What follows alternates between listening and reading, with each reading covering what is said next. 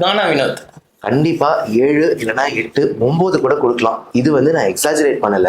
திவாகரை போட்டு லொல்லு பண்றதை தவிர அவர்கிட்ட இவ்வளோ நிறைய டேலண்ட்ஸ் இருக்குங்கிறத இந்த வாரத்துல சூப்பர்பா எஸ்டாப்ளிஷ் பண்ணாரு. அரோரா.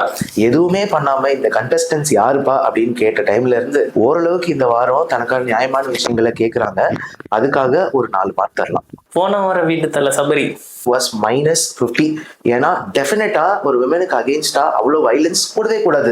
அது அவங்க தெரிஞ்சு பண்ண மாதிரி இருந்தது. விக்கல்ஸ் விக்ரம் போன வாரம் 7ல இருந்தவர் கொஞ்சம் கொஞ்சமா இறங்கி 5 கொடுக்கலாம். என்னதான் தனக்காக நின்னாரு, அவர் ப்ரொவோக் பண்ணப்பட்டாருன்னா கூட கொஞ்சம் அவங்க கிட்ட தன்மையா நடந்திருக்கலாம், இல்ல காமிக்கலா கொண்டு போயிருக்கலாம். அவரோட பிளஸ்ஸே அதுதானே.